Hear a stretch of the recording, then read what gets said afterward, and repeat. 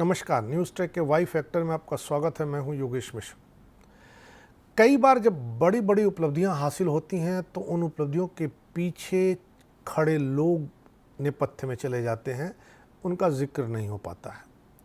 अभी राष्ट्रपति चुनाव हुआ, देश भर ने इस बात का जश्न मनाया कि भारत एक ऐसा लोकतांत्रिक देश है जिसने एक आदिवासी को भारत का प्रथम नागरिक बनने का मौका दिया।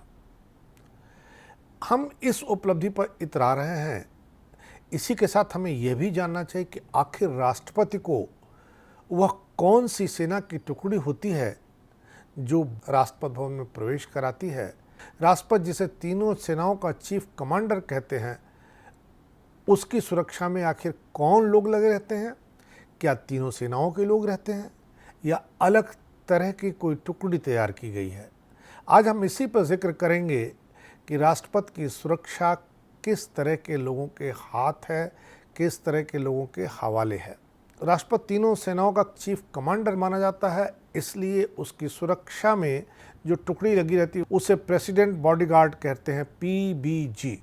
यह भारतीय सेना की सर्वोच्च घुड़सवार रेजिमेंट है। वर्तमान में राष्ट्रपति की सुरक्षा करने वाले जवानों की संख्या 176 है, जिसमें 4 ऑफिसर्स, 11 जूनियर कमीशन्ड ऑफिसर्स और 161 जवान शामिल हैं। परंपरागत रूप से इस रेजिमेंट का कमांडिंग अफसर ब्रिगेडियर या कर्नल रैंक का होता है।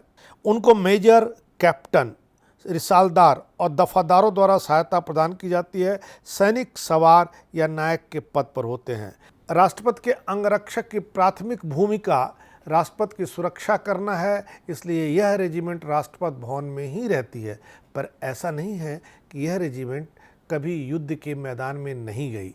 इस रेजिमेंट को भी समय समय पर युद्ध के मैदान में जाना पड़ा है। युद्ध के मैदान में इस रेजिमेंट ने बहुत कौशल दिखाए हैं। यह रेजिमेंट एक घुड़सवार इकाई के रूप में सुसज्जित है। राष्ट्रपति के महल में समारोहों के लिए घोड़ों और युद्ध में उपयोग के लिए BTR-80 वाहनों के साथ रेजिमेंट के कर्मियों को पैरा ट्रूपर्स के रूप में प्रशिक्षित किया जाता है। यह रेजिमेंट ब्रिटिश राज के गवर्नर जनरल के अंगरक्षक के उत्तराधिकारी रही है। राष्ट्रपति की सुरक्षा करने वाले जवान खासतौर से पंजाब, हरियाणा और राजस्थान के होते हैं, क्योंकि उनकी लंबाई 6 फीट से 1 सेंटीमीटर भी कम नहीं होनी चाहिए।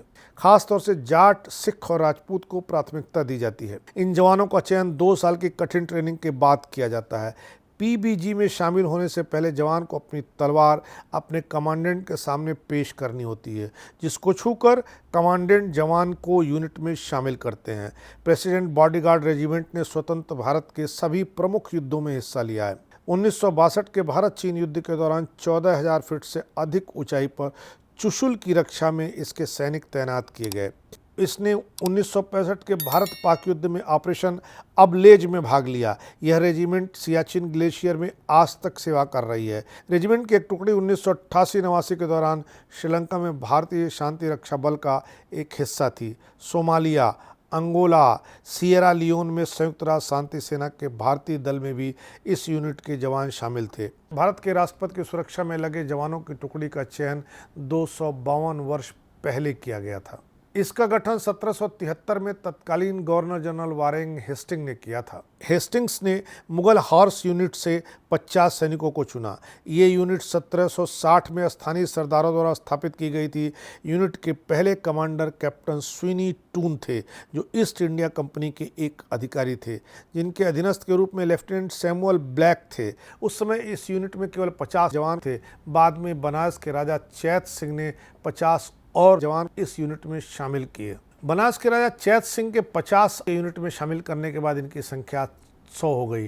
पहले यह यूनिट वायसराय की सुरक्षा करती थी, आज यह राष्ट्रपति की सुरक्षा करती है। यह यूनिट भारतीय सेना की एक शान है, भारतीय सेना का एक सम्मान है और इस यूनिट ने राष्ट्रपति की सुरक्षा के साथ साथ युद्ध के मैदानों में बहुत कौशल दिखाया है, बहुत उपलब्धियां हासिल की है। इसलिए जब भी हम किसी राष्ट्रपति की बात करें, राष्ट्रपति के चुनाव का जिक्र करें, नए राष्ट्रपति का जिक्र करें, तो इस यूनिट का जिक्र होना भी ज़रूरी हो जाता है। इस बार इतना ही।